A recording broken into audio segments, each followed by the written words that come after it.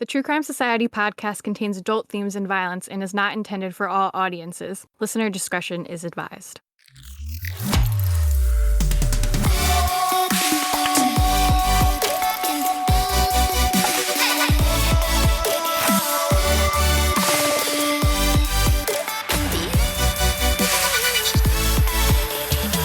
What's up, guys? Welcome to another episode of True Crime Society podcast with Stephanie and Olivia. It is up and Peep is here. She just jumped on my desk, ready to go. It is Thursday, April 28th right now. It is a sunny day for the weather recap here in New York. Still a little crisp, but it's actually sunny. Sunny here too for once. I just saw they were talking about we might get a third La Nina weather thing, which basically means, in summary, it rains all the time. So I'm hoping we avoid that. But yeah, sunny here too for once. A miracle. Nice. So what was that? It's Daisy. I'm just going to get them to move her out. Can you hold on 1 second? Okay. The pets just so desperately want to be involved. Riding on our coattails.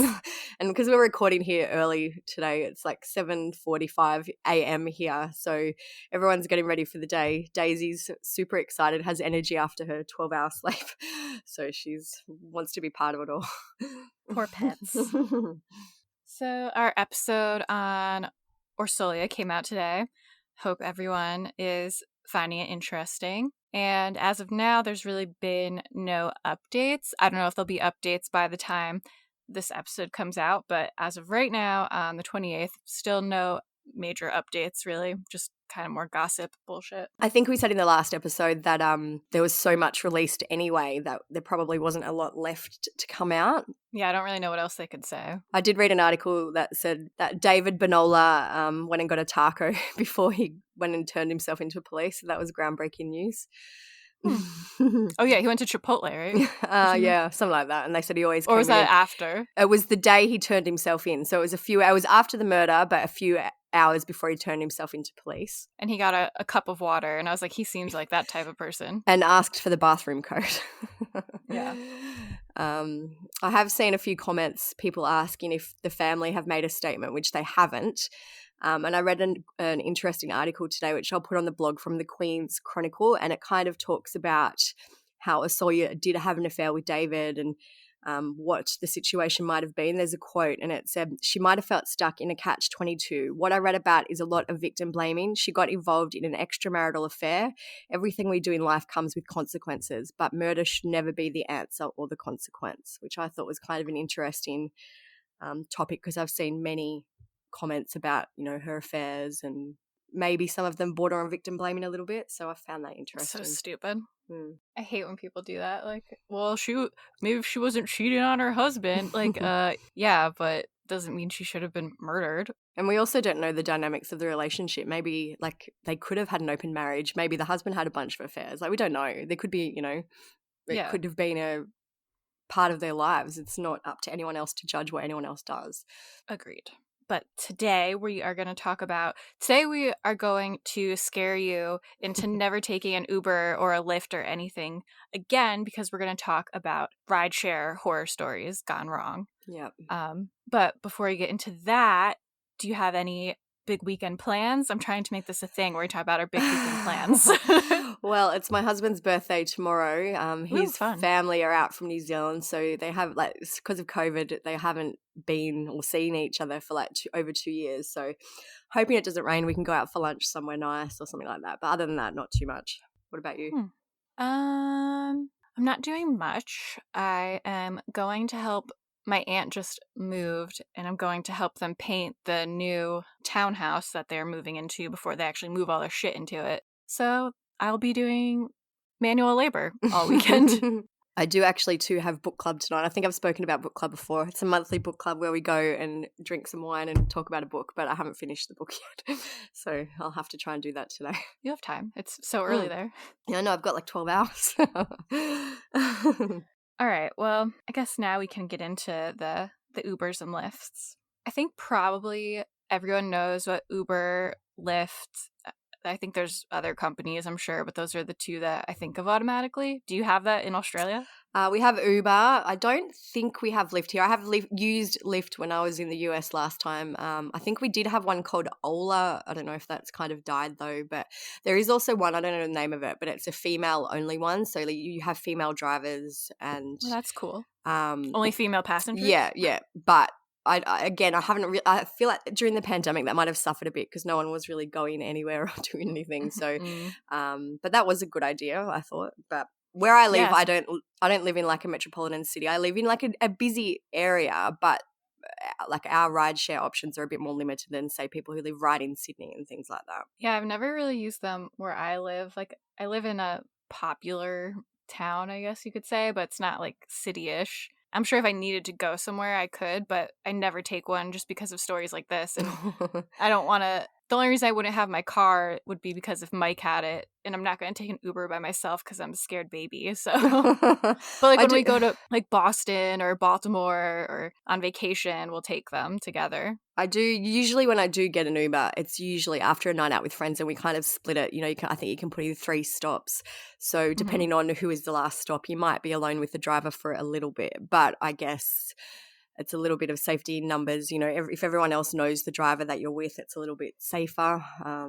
I was thinking about it the other day though when I was doing these notes, and I have had a lot of actually creepy drivers like who give me their card and their number, and like, you know, no one's actually done anything bad, but it's probably inappropriate driver behavior. Really? Yeah. I can see how it could very easily go wrong. I think it's funny to think back because this Uber and ride shares, it's even though it seems like it's been around for a few years, it's still a newer thing. Like when I used to go out to the bars when I was younger, like 21, 22, with my friends, we'd have to call like actual taxis. And like looking back on it now, I was like, I could never imagine like calling a taxi now and like waiting for a taxi. The main little like area where we go out, if we go out for dinner or go out for drinks, there's a taxi rank there. So sometimes the Uber surge pricing anyway is so insane that we just go and get a normal cab anyway, because I'm like, I'm not paying that much to get home when a normal shitty cab will be way less. So just depends on the timing. I remember one time me and my friend, we used to go out, we had this one taxi driver that we liked, and it was this woman, and she was kind of like white trash, but she was fun and we liked her. We didn't feel scared to like get in the car with her. But then one day, so she gave us like her card so we would just call her, and then one day for some reason something happened where like we couldn't call her. We just took like another taxi, just like probably some dumb like drunk shit, and it was like the same company, and she found out and she called us and yelled at us. Is that insane? Why are you cheating on me? She was like, how dare you have John come and pick you up after all I've done for you? And I was like, I just need to get home. Ma'am. Sorry. So yeah, that's why I don't go out or do anything anymore. So obviously when you have a stranger come and pick you up, you would think that you'd be safer than you are, considering it's all on an app and tracked pretty well, that it seems like it'd be easy for anyone to get caught doing bad things. But there are a fair amount of murders and crimes that start with a rideshare. So we're going to talk about some of those today. Some of them we've posted about. Some of them are older. Some of them are newer. So that's where we're at. Christina's murder is a sad and tragic case, like so many others in Allegheny County. It was a senseless killing that left 4 children without a mother. February 10th, around 9:15 p.m., Uber driver Christi Spicuzza picked up 22-year-old Calvin Crew of Penn Hills along Brinton Avenue in Pitcairn. Trouble started midway into that trip, and police say Spicuzza's personal dash camera inside her car captured the terrifying moments before Crew took down the camera. Police say Crew leaned forward and put a gun to Spicuzza's head. For several minutes, Spicuzza begged for her life, saying, "Come on, I have a family. I'm begging you. I have 4 kids." The first one we're going to speak about happened in February this year, February 10. A man named Calvin Crew, who was 22 years old from Pennsylvania, used his girlfriend's phone and her account to order an Uber. A 38-year-old mother of 4 named Christina Spicuzza accepted the job and picked Calvin up. As Christina is the innocent victim in this story, I just wanted to give a bit of background into her life. She was born on March 19, 1983, and she was raised in Monroeville, Pennsylvania. Her family called her Christi and have said that she enjoyed art, crafting, and her Bible study. They also said that she was always smiling, always positive, and always loving. Thankfully, and kind of horrifyingly as well, Christina had a dash cam installed in her vehicle, so the whole basically event leading up to her murder was caught on camera. Christina left her fiancé and her kids to do an Uber run on Thursday, February 10. Her fiancé, Brandon, was the one who had actually bought the dash cam for her because he was worried about her driving alone and, the people that she might pick up. He began to worry when she didn't return home from her shift as scheduled. He made some posts on social media on February 11, which was the day after, the Friday. He wrote, "Please help. My girlfriend, fiancé, wife is missing. I talked to her at 8:59 p.m. Thursday night. She called to tell me she was leaving Steel City Vapors and doing some Uber rides. She has since gone missing and silent. She always checks in with me every hour," and then in caps, always every hour. "After talking to her, I put our kids to bed and fell asleep with them. I woke up at 4 a.m. and checked my phone. I had no messages or missed calls from her, and her phone had been turned off since the 4 a.m. mark. This is incredibly out of character for her. She would never not check in. And now, close to 24 hours later, I would have heard from her if everything is okay. I've called ERs multiple times. I have called the county jail, but she's not the type to get arrested multiple times. I have called the county medical examiner's office. I have called our bank to check for suspicious activity and nothing. She was driving a silver 2018 Nissan Sentra with Virginia plates. Please, please, please, if you see her, call the police. Comment here. Tell her that her husband is worried sick." And then he also goes on with, "Uber is being extremely uncooperative with giving me any info. The car cannot be tracked, so says Hertz, as it's a rental. But I was able to get a ping on her phone on Braddock at the light where Braddock splits and basically turns into the Triborough if you go straight." So he kind of goes on to the area where the phone was pinged. He says that he's notified police. They saw her car on camera at 11:20 p.m. last night. "She's the most wonderful mother to 3 young children and stepmom to my 18-year-old. Please, please, please memorize the plate and keep a lookout." I'm pretty sure you're not allowed to do ride shares with a rental car, just side note. That's interesting. Even if when you lease a car, like it specifically says you can't do ride shares. So I imagine with a rental you can't either. Just random fact. So I remember seeing at the time the missing person post for her. That was probably how I first found out about the case, that she'd last been seen completing an Uber run and she was missing. Her fiancé posted this following update a few days later. He said the car was found Saturday morning, so she went missing Thursday night, in Pitcairn on 4th Street. Her purse was in the car, but the dash cam was removed. Thank you for the tips on the public places with cameras that the car was seen. He says, "I'm holding out hope that Christi will be home soon, but I'm so scared because inside her car was her purse and she, in caps, never, never, ever would leave her purse in the car. The pain is unreal." Sadly, Christi's body was found on Saturday, February 12. Her body was found 1 mile away from where her car had been dumped. This info about her being found comes from CBS Pittsburgh. Allegheny County homicide detectives are now leading the investigation and could be seen canvassing the area where her body was found for several hours Saturday afternoon looking for and collecting evidence. They asked another Uber driver called Michelle Landsiddle for her kind of comments, and she said, "It's horrible that one of us has gone missing and we have no protection, and now we're worried, are we going to be next?" Another Uber driver called Jen Donatella said, "It scares me because we have no protection." They both said that as drivers for a rideshare company, they are required to get federal background checks and need a clean driving record so their riders know they're safe, but there is nothing being done to protect drivers. On February 18, police announced that Christi died from a single gunshot wound and that a man named Calvin Crew had been arrested. The Allegheny County Police Department released a statement, and basically it just says that, outlines her circumstances. It says that she failed to return home after taking several fares. Detectives determined that Calvin Crew, aged 22, of Penn Hills, was responsible for the homicide. They obtained a warrant for his arrest and he was taken into custody in Penn Hills just before 7 p.m. on February 17. Crew is charged with criminal homicide, robbery, and tampering with evidence. So, as I mentioned earlier, Calvin did order this Uber using his girlfriend's account. As I was doing this, I wondered if he did that because he thought that way a woman driver may be more likely to accept the job and women are generally more vulnerable. That would be my thinking. Why he didn't do a very good job of trying to cover his tracks by using his girlfriend's account. I figured that might have been the reason why he did it. I would think it was more normal if they were together, but apparently they weren't, right? No, she was in another town. Like, she was in the same state, but yeah, she was in another town. So he actually, which I'll get into in a minute, but he called her and asked her to order it for him. Yeah, so I think like the effort of going through that makes it more weird. Whereas like if me and Mike are together, usually I'll be the one to do stuff like that because I feel like I don't know, girls are just more responsible.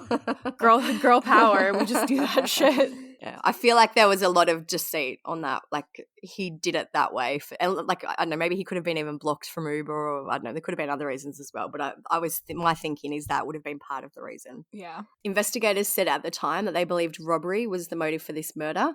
Police ended up finding the dash cam during a search for evidence in the area that around Christi's dumped car and where her remains were found. The dash cam was found 1/10 of a mile from the Uber pickup spot in Penn Hills. Police viewed the footage from the Mini, so he wasn't very smart. He just dumped it with the SD the whole thing's camera stupid. Because Yeah. in the first place, how, like I said in the beginning, it's so easy to be like, all right, who was the last person in the Uber? And it's his girlfriend. And she was like, well, I ordered it for him. Like, the whole thing is so dumb. So police did view the footage from the Mini SD card, and it recorded audio and video from the front and the back of the car. You can view it online. It's a very sad. Scary. Yeah, it's so scary because he looks scary. Like, he gets in, I think he's Yeah. wearing a hoodie, he's wearing like a black face mask or a ski mask or something, which I know now you can get away with wearing a ski mask because it's a mask. But yeah, he looks scary. He's like very menacing. Yeah, and she's just in the front and she like talks to him and he doesn't acknowledge her. Like, I think in the clip anyway, you can see him get in the car. It's around 9:14 p.m. When he gets in the car, Christi said the name of the person, to confirm that it was the right rider, and that was Tanea Mullen, which is his girlfriend, but he doesn't really respond. He just gets in and, seems sullen and mad and whatever. And anyway, Christi starts driving away. But around 20 minutes into the trip, I think she also asked him too before that if he had a good day. Like, did you have a good day? And he just kind of, Was a dick. Yeah. So almost 20 minutes into the trip, right near the drop-off point, Calvin pulled out a gun and he pushed it into her neck. You see all this in the video. He kind of slides over from the seat where he was sitting to behind the driver's seat and he pushes it into her neck. Keep driving, he told her. 4 seconds after he pushed the gun into her neck, she can be seen to reach up and touch the gun. I guess she's kind of seen what it is. And then she says, you've got to be joking. And he says, it's a gun. And she said, come on, I have a family. And he said, I've got a family too, now drive. And then she goes, I'm begging you, I have 4 kids. So he told her multiple times to complete the trip. And at one point he grabbed her ponytail to kind of control her head and I guess keep it on the road. At 9:34, so 20 minutes after that, she said, please take that off me. And he said, do what I say and everything will be all right. So not much longer after that, I guess he realized that it was all being recorded and he reached forward and yanked the dash cam from the vehicle. I feel like I did read an article at the time that he made her drive around to different kind of cash machines and ATMs and get money out. I can't find that article again, so I don't know if that ended up being misleading information. But I haven't read too much else about what actual robbery was carried out. That must have happened or something like that. 'Cause I was just thinking, for them to say it's robbery, something like that must have happened. But also for this guy to go into this knowing he was going to rob the Uber driver, it's such a gamble, because if they were going to rob me, just like whatever's on my person, I'd never have cash on me. They would just get my credit cards, which that can all be tracked. My cell phone, like, that can be tracked. They would literally get nothing from me. Yeah. Like, it's such a risk to go into this, and you just get a random person. It's not like you're targeting like some rich people. You're just going to get a random Uber driver who probably doesn't have much on them. Or even like targeting a store where they've taken in cash during the day. You'd be more likely to get something than just taking a bet on a random Uber driver. Yeah, it's not even like they get tips on. It's usually all on the phone. Yeah. After Calvin took the dash cam down, he instructed Christi to drive to a wooded area where he shot her once in the head. When her body was found, she was still wearing her COVID mask. Calvin initially told police that he got out of the Uber after the trip was completed, and then he walked to the bus station in Wilkinsburg and took the Trafford bus to Pitcairn. They searched CCTV footage and couldn't find him on there. Basically, they couldn't corroborate his story. Mm-hmm. Police questioned Calvin's girlfriend. She told them he asked her to order an Uber for him and gave her an address to type in. She was out of town, as we said, so they had this conversation via phone. When police interviewed her a second time, she suddenly remembered that her gun was missing. She said that she'd purchased the 9mm gun at a McKeesport gun shop. And in a criminal complaint, we learned that she texted him while he was in the Uber and said, I'm not going to jail if we get caught. So did she know? Yeah, so a lot of people have actually questioned why she hasn't been charged. It seemed like she knew of his plans. She hasn't been charged as of the time of recording. 2 days before Christie's murder, Calvin was arraigned on separate gun charges. This info is an article from the Post-Gazette, and it says, according to the complaint, Mr. Crew attempted to purchase a Smith & Wesson .22 caliber pistol in September 2021 at a gun superstore in Marshall, despite being legally barred from doing so. He attempted the purchase September 10, but was denied after a record search revealed he was restricted from buying firearms. And it just goes on that basically there was a 2014 incident after he was charged with robbery and theft as a juvenile. And then that he'd marked no when he'd asked if he'd ever been convicted of a crime in the statute. So yeah, basically he tried to buy a gun and he couldn't. So there was a warrant out for him at that time. So at the end of this month, April 2022, Tanea, the girlfriend, has not been charged. At the end of March, District Judge Kevin Cooper Jr. held the charges against Calvin, which means that he will likely face a trial, and he remains in jail currently without bond. So there's actually an update that's happened today, the time of recording, 3 hours ago in this case. The Allegheny County District Attorney Stephen Zappala announced that he will seek the death penalty for Calvin Crew. Wow. Yeah. It says that they believe Christi was killed during a robbery attempt. Here. So this, and it gives us some more information about the robbery or attempted robbery. Police found that multiple money transfer applications had been opened, but there was no activity within them. So I think maybe he had tried to make her do it and either she wouldn't or couldn't for whatever reason. Or maybe the bank stopped it. Yeah, it could have been. Usually if it's not something you normally do, they're going to be like, what are you doing? So this article 3 hours ago just confirms that Tanea, the girlfriend, still has not been charged. And it says that they're seeking the death penalty because he has a significant history of felony convictions that involve the use or threat of violence, and because the killing was done while in the perpetration of a felony. And also just seemed so fucking like random and senseless and cold-blooded. There's no emotion, which I feel like it was just such a dumb crime. Like there was no way for he sure was not going to get found by using his girlfriend's Uber account. Like, especially if they're going to like ATMs or anything like that. So it's a very sad case. I looked at Christie's fiance's Facebook, and he's understandably having a very hard time. It's just sad now that all these kids are without a mother, and for absolutely no reason. He got no money. He got nothing. There was no need to kill her. No. That's why it's like, even though the death penalty seems shocking because it's usually more like heinous crimes, just if you watch the video, you could see what I mean. Like, he just gives off bad vibes. Not that that's a reason to get the death penalty, but just was so, there's like no care, no empathy, nothing, just like cold. Yeah. So we don't really need a person like that on the streets, at least. No, it sounds like he's going to be in jail for a very long time, so I guess that's the best possible outcome for her family. Yeah. The next one we're going to talk about is Ella Goodie. She was 32 years old when she went missing on March 9th. My birthday. Oh, God, it always happens on your birthday. I know. And people get mad when I say it, but like it always comes up. March 9th is not a good day. When she went missing on March 9th, 2022. And as of right now, she still remains missing. Ella Goodie is a mother of two girls, 13 and 14 years old. Her family say she told her daughter she would be back by the end of school last Wednesday after driving someone to Houston. I think she spoke to her daughter on that day, that morning, and say, make sure that she was going to school, go to school, and her mom was going to be back before she get back from school. That she was just going to go bring this person to Houston, and she was going to come back.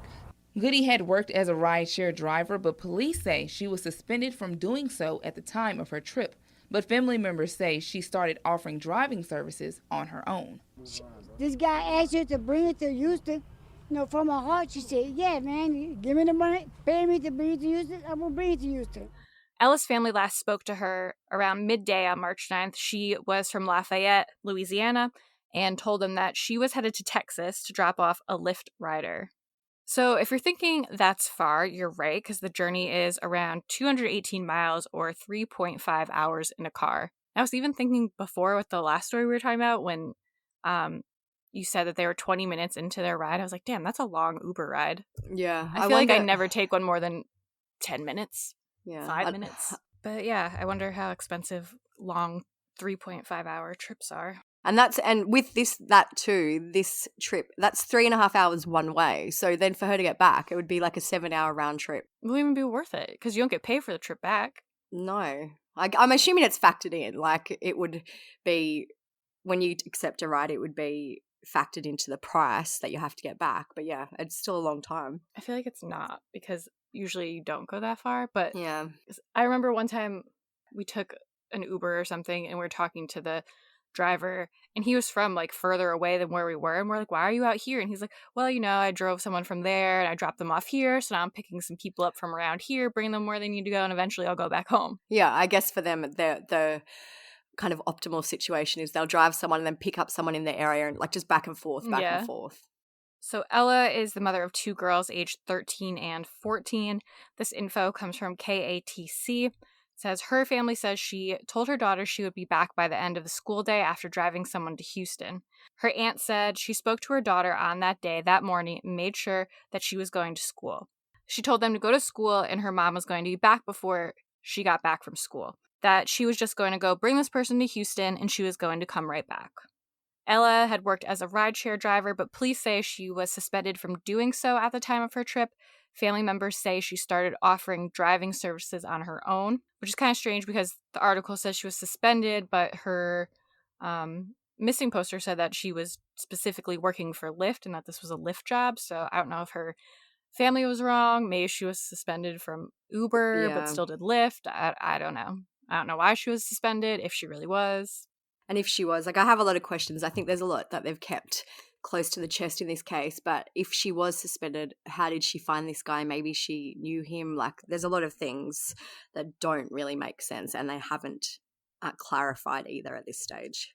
Well, it seems like it was planned in advance for her to be, like, telling her kids, like, oh, I just have to bring this guy to Houston, and then I'll be back. Yeah. Because I feel like normally with Uber, you can't schedule it like that. Yeah, I don't know. Like an in advance one. Maybe more info will come out about that. The police chief says, we do show that on March 9th, her vehicle was picked up on I-10 and headed towards Texas early morning hours. And approximately 12 hours later, it was picked up back in Louisiana, coming back towards the Lafayette area. And then the next day, they picked her vehicle up, tracking somewhere north of Dallas. So the FBI and the U.S. Marshals quickly became involved in Ella's case, and they revealed that the person of interest is a man named Branson Francisco, who's 36 years old. Branson had been due to appear in court on the day that he got the ride with Ella. There was an active warrant for his arrest, and he failed to appear in court for the hearing, which concerned his alleged role in a Christmas Eve shooting in 2018 that critically wounded a man in the town of Cheneyville. So about that shooting, Francisco and another man, Travell Marquez Lewis, they are accused of shooting the man on the side of US 71 and stealing his vehicle. Branson faces charges of, I'll try to say Branson or Francisco, but they're the same person, just to be clear. Yeah. Branson faces charges of attempted second-degree murder, conspiracy to commit second-degree murder, obstruction of justice, and unauthorized use of a motor vehicle in connection to the case. And he pled not guilty to all charges. So the March 9th hearing was meant to address his bond, and the arrest warrant that was issued on March 9th said that he had to be arrested without bond once he was located. So basically, he just had to go right to jail when they found him. March 25th, Branson was located and arrested in Missouri. A few days later, on April 1st, Ella's vehicle was recovered also in Missouri, which is not Texas or Louisiana. So we got another state involved now, which also is not that close either. Missouri's up more. Oh, God, yeah. So St. Joseph, Missouri is a nearly 13-hour drive from Lafayette. Yeah. So, it seems like it would have been a almost 16-hour drive then from Houston to get the car there. So Houston goes across to Lafayette and then up to St. Joseph. So, 815 miles, 13 hours. So it's definitely, he's taken the car a far distance from where they were meant to go. Yeah. I didn't realize it was that far. That's crazy. When you look at the map, it's really only one state above Louisiana. Yeah, there's Arkansas. Arkansas is in the way, but when you think about it, they're big states that you have to drive through. Yeah. So, it's far.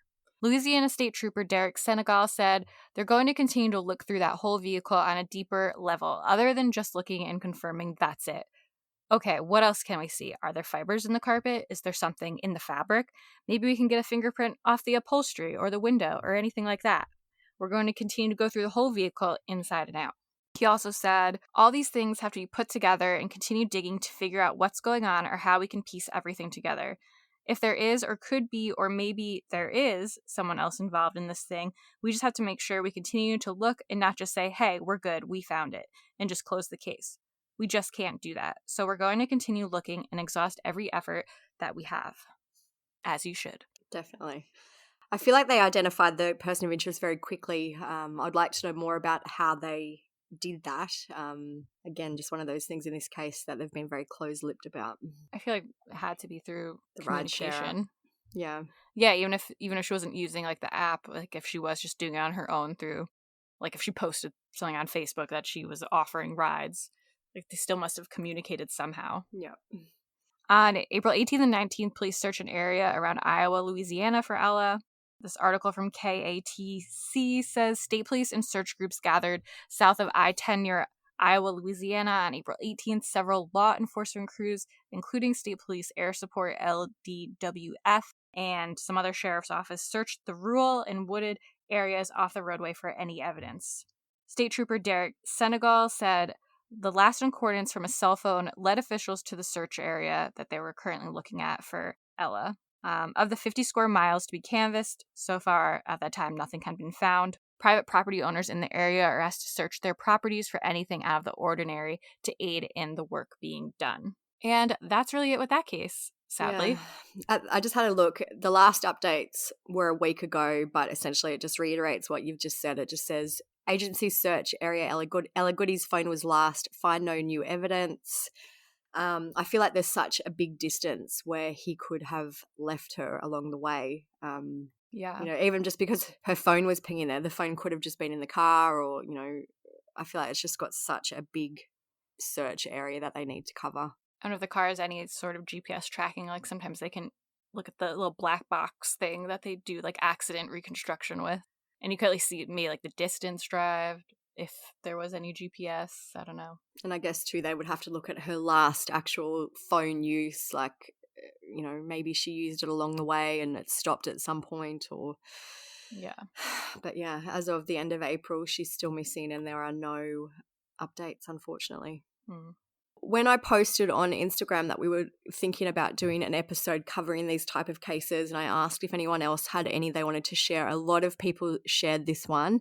It's about the murder of a woman named Samantha Josephson, and I actually remember following her case when it happened. It was in 2019, so it was a few years ago now, but I remember as it kind of all unfolded, and her face is very distinctive. Like when I looked it up, I was like, oh, I remember her. Yes, that's exactly what I did. I was like, I couldn't remember exactly by name when I was reading the notes, and then I looked it up and I was like, oh yes, I do remember her. Yes. Police are looking for a motive in the chilling murder of a University of South Carolina student. The victim, a 21-year-old senior, was seen getting into a car, apparently thinking it was the Uber she ordered. More on this from David Begnaud. This is the last time she was seen alive. Police say this surveillance video shows Samantha Josephson talking on her phone and getting into what she thought was an Uber early Friday morning. We don't know when Samantha realized she got into the wrong car, but once she did, police say there was no escape. Her father, Seymour, explained why. She had absolutely no chance. None. The door was locked. The child safety lock was on. Police say the driver, 24-year-old Nathaniel Rowland, was not an Uber driver. Samantha was a 21-year-old woman who was born in Princeton, New Jersey. She grew up in New Jersey in Robbinsville.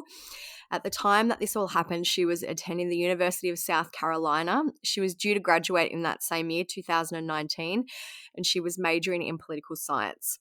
She had plans after her graduation to attend Drexel University School of Law, and she'd earned a full scholarship to Drexel University, as well as a partial scholarship to Rutgers, and she also aspired to practice international law. She was really seemed to be ambitious, successful, had everything going for her, like, you know, and I think that's why this captured the attention, just because people were like, how can this happen? You know, it can happen to anyone. Yeah. She was a member of the Alpha Gamma Delta sorority, and she also studied in Spain and France during her time at the University of South Carolina. So on the night of March 28, 2019, Samantha went out with friends in the 5 Points district of Columbia in South Carolina.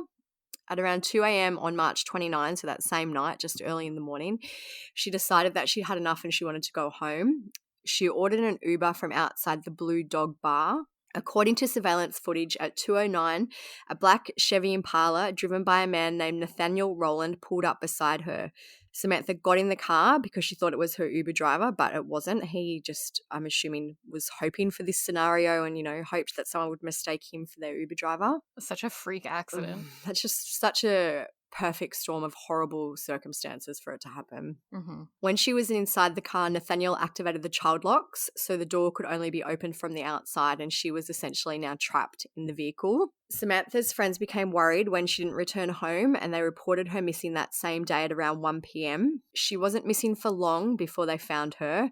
At 4 p.m. on March 29, so just a few hours after she'd been reported missing, a Clarendon County coroner was called to a wooded area off a dirt road in an area that was described as difficult to get to because hunters had found a body. When they found Samantha, she had been stabbed to death. This description of her murder is quite graphic, so just be warned about that. It says, using a two-bladed knife, Rowland proceeded to inflict roughly 120 stab wounds upon Samantha.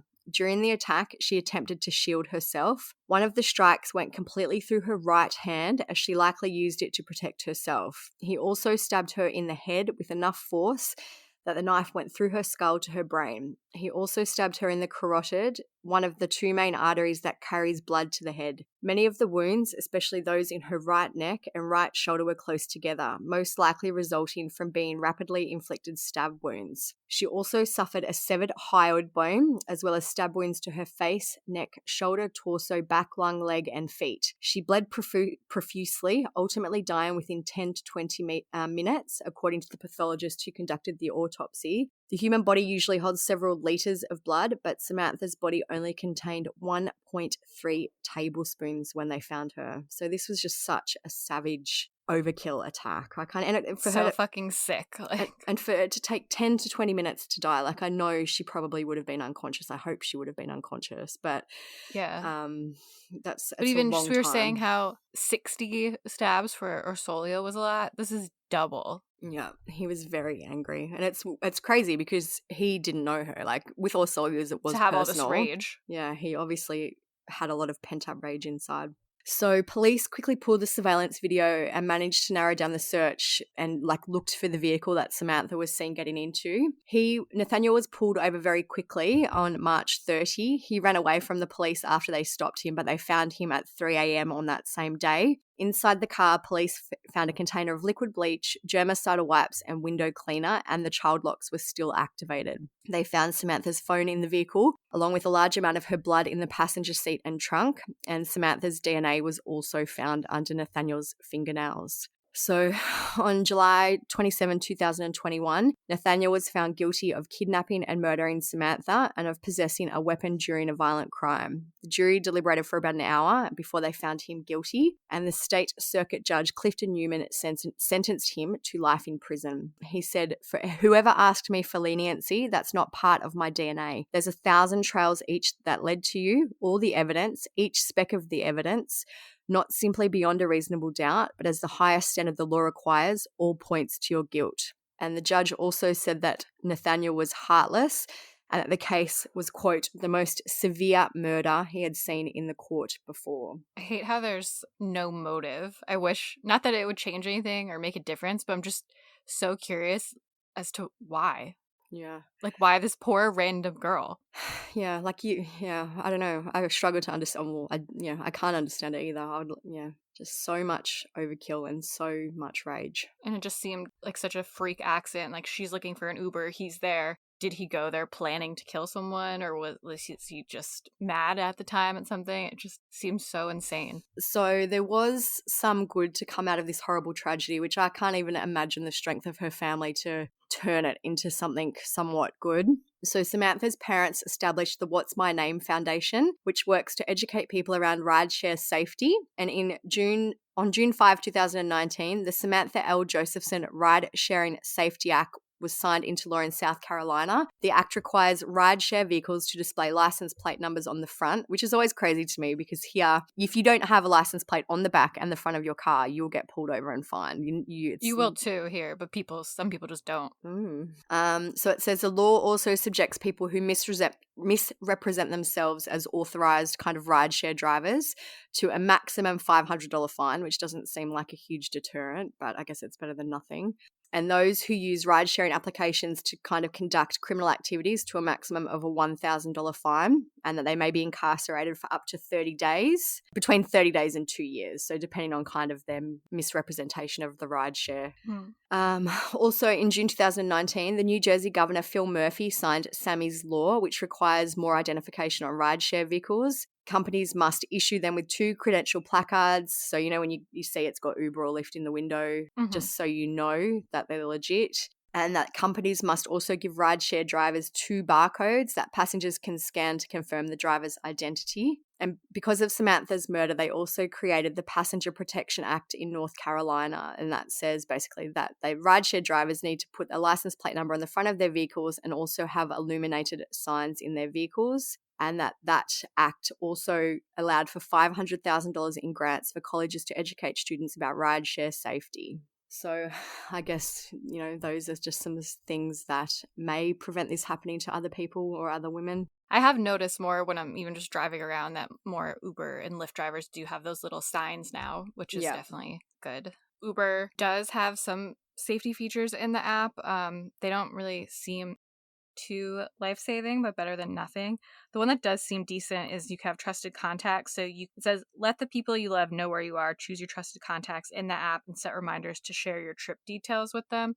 So I haven't used Uber for a while, but I know I set it up, and I think it's more like you have your trusted contacts. You tell them you're getting in an Uber and where you're going, and it sends them kind of the information. So then when you don't turn up or if something happens, at least they have that to look back on. Another one is driver profile, which if you use the app you've seen, you can see their picture, their rating, how many trips they've done, how long they've been doing it, and compliments from previous riders. There's also speed limit alerts, which that's not going to save my life, but well, I guess it could. But and then it's 24/7 customer support. Whether you have a quick question or an incident report, it's easy to get help. So you could go on instant messenger on the app to talk to customer service, which again is thanks.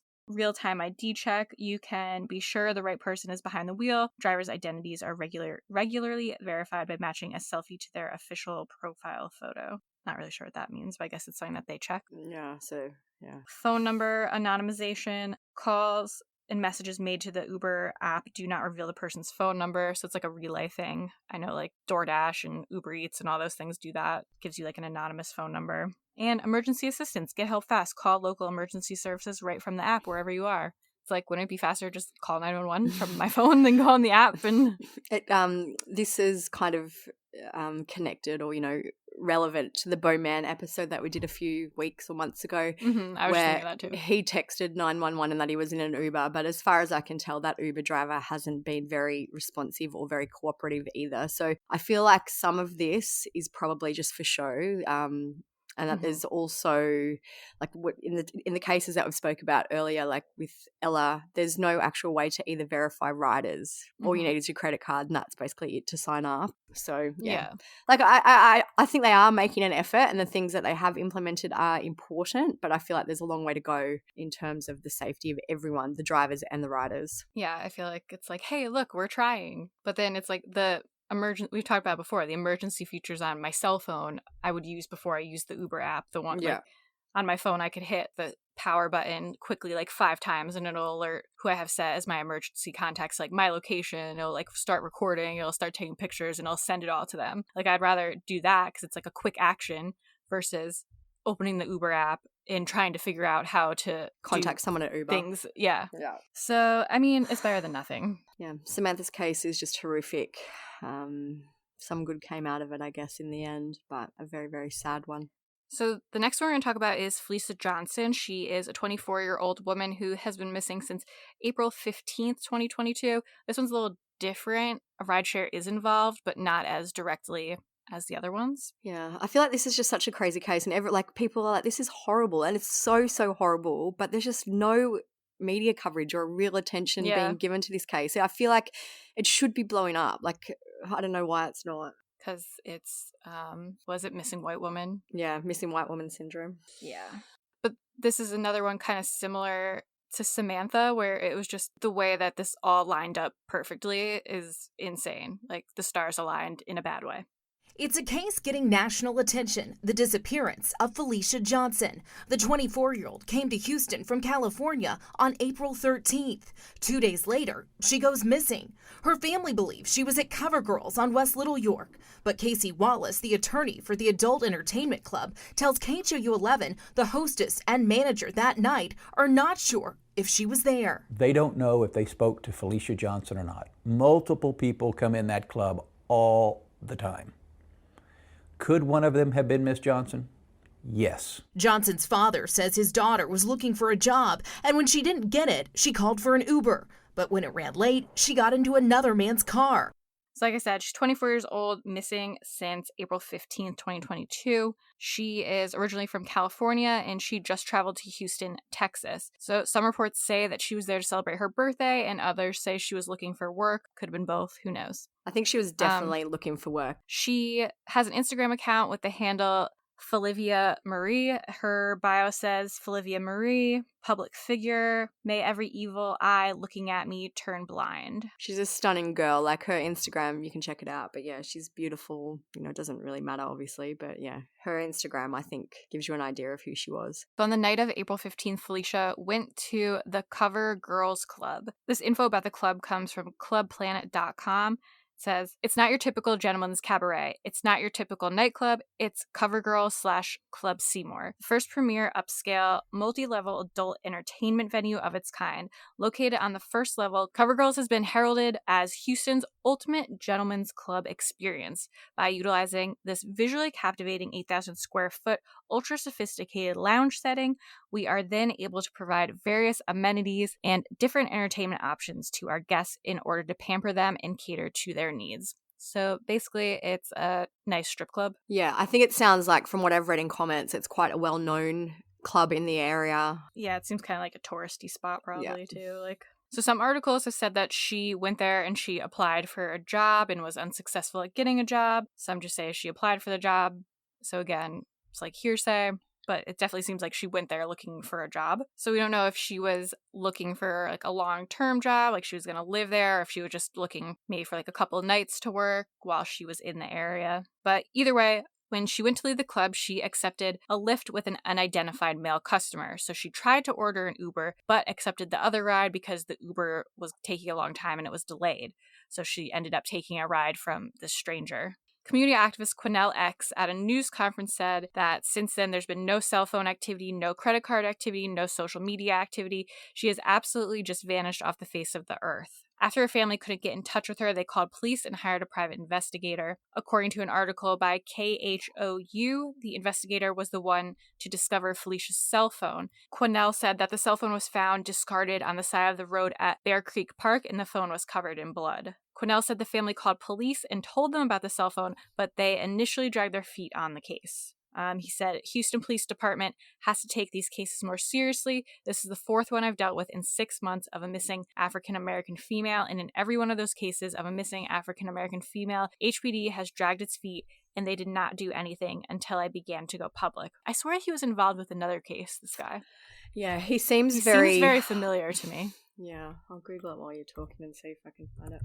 He talks a lot.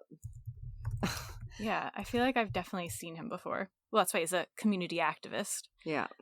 That's good. Someone needs to do it. So Felicia's father, Kevin Johnson, has been speaking regularly to the media. He said, I can't put into words. I'm trying to hold myself together and not break down. I don't know where my baby is or what's been done to her. He said, I'm trying to hold myself together and stay strong for the family and for you, Kevin said in a message to his daughter, and I won't rest for a day in my life until I have you back. He said his daughter was an aspiring model who loved to do hair and makeup. He said she wanted to be a dancer, model, anything that had to do with glamour. That's basically who she was, who she is. An article by CNN says that Felicia's personal belongings were found in her hotel room. Not really sure how they define personal belongings. They also had her last name wrong, so not really sure how credible that is. And CoverGirls, the club where Felicia applied for the job, is said to be cooperating, has handed over CCTV to investigators. So hopefully they have maybe the car or something on camera somewhere.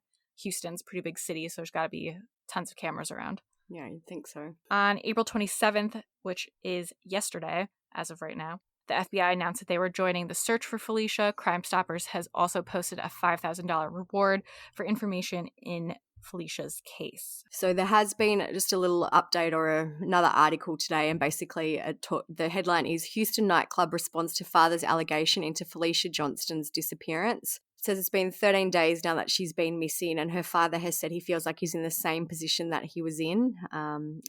He said it took Houston PD 5 days before they would begin to investigate her disappearance. Parts of it remind me a lot of Lauren Smithfield's. Yeah. He has also said that he believes his daughter's disappearance stemmed from criminal conduct and suggested that the CoverGirls Club may bear some of the blame. The club has released a statement. I'll read it out. It's not super long. So it goes, first, let me say that the club hopes Miss Johnson is found safe and is reunited with her family. We can understand the frustration of her family members, and we want nothing less than Miss Johnson to be found free of harm. Goes on to talk about how they're working with the Houston PD and that they've been transparent and have willingly provided all video surveillance that has been requested without any hesitation. They have also let the police have access to our employees, who have also voluntarily provided to the police the information they have. And it says, I will also state that any suggestion that CoverGirls had anything to do with this young lady's disappearance is categorically false. Unsubstantiated allegations and untrue assertions that CoverGirls was in any way involved in Felicia's disappearance are defamatory at best, and boasting lies about CoverGirls will do nothing to help find this young lady. It seems like they're cooperating, hopefully, and that hopefully something will come if the police do continue to investigate it. Like, it's strange, not strange, but interesting to me that, like, I wonder how long she was at the club for. Like, was she there literally for 10 minutes and went up and said, do you have any jobs? And they're like, no, and that was it. Or I don't know, was she there longer? Like, I wonder how much information the club would actually have about what happened. Like, I'm sure they would have footage of her maybe getting into a vehicle, and maybe that would be helpful. But I have to wonder how much actual other information they have. Yeah. What time did this happen, do we know? No, I'd never ever seen what time it happened, confirmed what time it happened. I'm assuming it would be nighttime. It just reminds me how we talked about in the episode with Michael Vaughn and Dulce, how predators and people who are looking for trouble know where to go find it. So it's like how in that episode we were saying, like, the pedophiles who want to look at the kids, maybe steal a kid, they go to the park, they hang out, look for their opportunity. In this situation, it could have been a guy who wanted to abduct a girl. He's going to go to places where there's probably girls that are drinking, girls that are more vulnerable.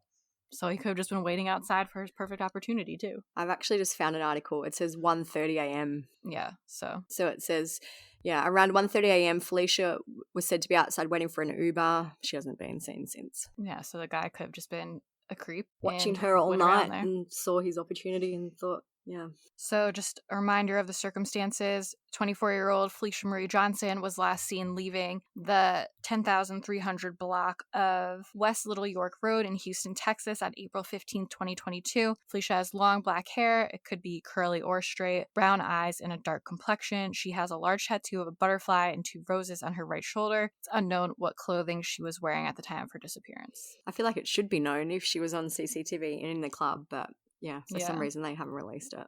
All right, that's it with the rideshare stories. So I hope it's a good reminder to everyone that, yes, we should all be able to take an Uber and feel safe, but sometimes bad people manipulate the system and want to take advantage of you and hurt you. So just be careful out there, as always. There's I think that there's a few ways you can kind of maximize your safety when you're ride sharing. I found a good article, which I'll put on the blog, but things like check the license plate, which is pretty obvious, ask for verification. You know, as they said, some ride shares give you a barcode that you can scan and different things like that.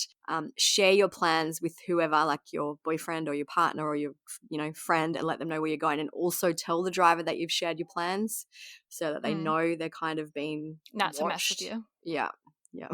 And always, I know it's not always an option, but just not being alone, going with someone else if you can, I feel like that always lowers the risk of something happening to you. Yeah, definitely. There's another big case that's been happening right now that we want to talk about. So this is separate from the ride sharing stories. This is more like a update current case that we just wanted to talk about a little. And that is the case of Alana Lily Peters. She's a 10-year-old girl from Chippewa Falls, Wisconsin. So we first heard about this case after Lily was reported missing on Sunday night, April 24. She had apparently been at her aunt's home and was due to return to her own home, which was just blocks away, but she never made it. I had a look at Google Maps. Literally, it's a 2-minute bike ride, 1-minute ride, 6-minute walk. So this gives you an idea of how close it was to her own home.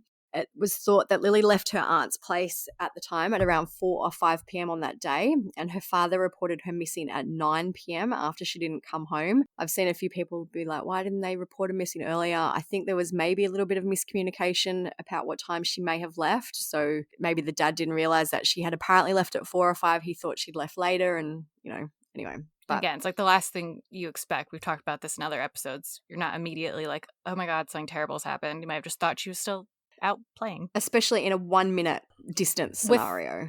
With family members. Yeah, well.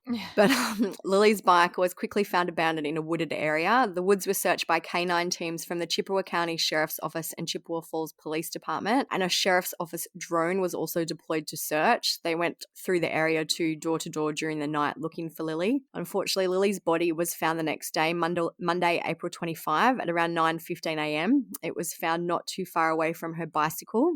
The mysterious murder of a 10-year-old girl heading home on her bike is triggering a warning by police. Stay vigilant. Lily Peters, a bright-eyed 4th grader, was last seen getting on her bike at her aunt's house in Chippewa Falls, Wisconsin, Sunday night.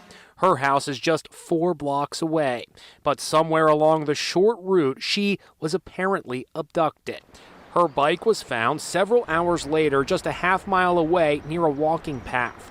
The next day, the child's body was found near the bike. Her mom's heart-wrenching cry when she was given the news was captured on the police dispatch. A couple subjects in the woods, hysterical. Now the hunt is on for Lily's killer in small-town America. Police say they're stepping up patrols and pursuing multiple leads in this tight-knit community that has been left shaken. Police held a press conference a few hours later and said, at this point, we are considering this a homicide investigation. Police Chief Matt Kelm said at the press conference, we do not have anyone in custody at this time and we are continuing to follow up on multiple leads. Police held a second news conference that day around 5 p.m. The police chief spoke again and he declined to say what evidence at the scene led investigators to say that Lily's death was a homicide so quickly, but that the conclusion was quickly made once we located the deceased. He also didn't give any information about what time Lily apparently left her aunt's house or any other details about the timeline. They were kind of closed-lipped at that point. There was a lot of panic in the area. Chippewa Falls Area Unified School District admin said that parents should pick up and drop off their kids instead of letting them walk to school. And the school's admin also requested additional law enforcement be around the schools and watch. I can't even imagine how terrifying that would be. Like, my daughter's the same age. You would never, I'm assuming most people would never expect something like this to happen in the area where they live. So it sounds like it was terrifying for them. Mm-hmm. Things thankfully moved very quickly in Lily's case, and police held another press conference at 6:30 p.m. on the day that her body was found.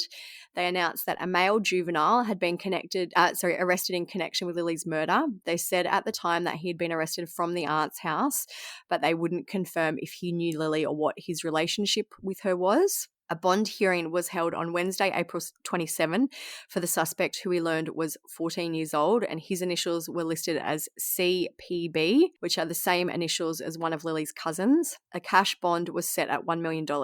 He is facing 3 charges of first-degree intentional homicide, first-degree sexual assault, and first-degree sexual assault of a child under the age of 13, resulting in great bodily harm.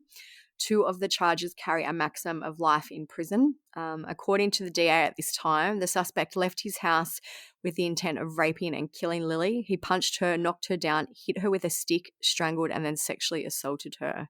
If he is released on bond, the suspect is not to have any contact with juveniles, not permitted to be around weapons. He is, however, allowed to have supervised visits with his juvenile siblings.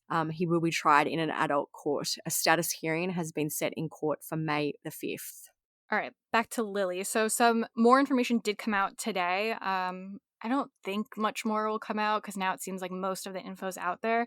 So this afternoon, it came out that the identity of her cousin that they arrested, they said police arrested Carson Peters Berger, who's 14, in the connection with her murder. What makes this, not that it's already not insane, but just to add more gasoline to that fire, it turns out that his father was a convicted pedophile as well.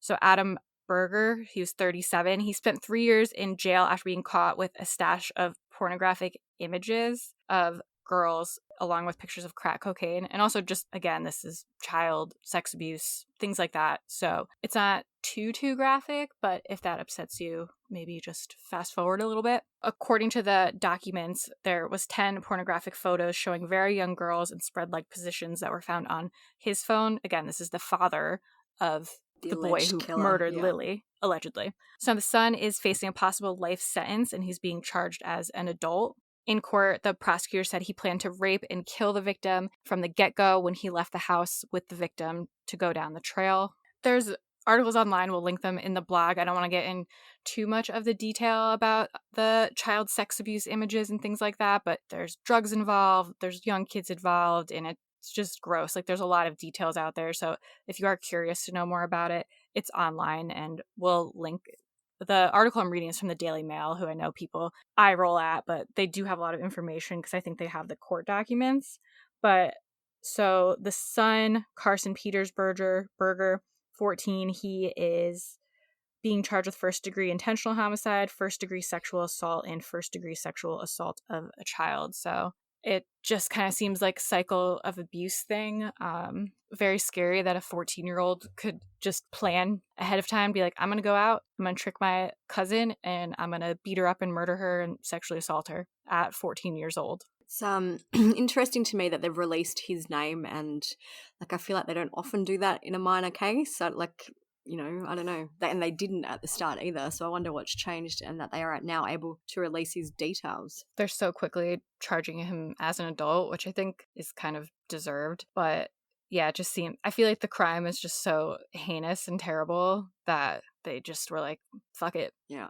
But it's sad because clearly I'm sure he didn't have a great childhood, and I didn't read them all, but the details of some of the child sex abuse stuff that the father had is absolutely disgusting.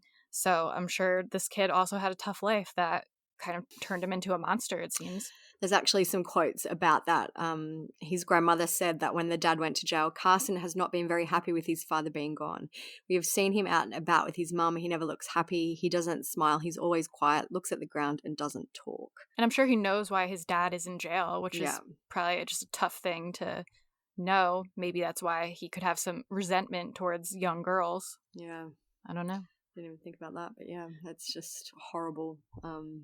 It's just one of those cases where every time there was a new update, it got more and more horrific and terrible. I'm glad that there was a quick resolution and a quick arrest anyway. That was one good thing for the community, at least, to not have to be on kind of tenterhooks and wondering who it was. Yeah, and just one of those things where it's like there's not that you can ever really prevent it because, you know, not victim blaming or anything, but it's one of those things where with the Uber stories, you could be like tips to try to keep yourself safer in an Uber, tips to try to keep yourself safe when you're out alone. But this was just like she was with her family who you would think she was safe with. She was very close to her home, and she was just like riding her bike around with friends. You just don't ever think something like that would happen. Yeah, very, very sad. The more I've always been into true crime, but some days I'm like, I need to stop reading this stuff because it's giving me such bad anxiety sometimes about doing anything. Or yeah, like a lot of people messaged us to ask if we were going to do an episode on Lily's case. I don't think, like, because it was over so quickly, we've covered the main details. I'm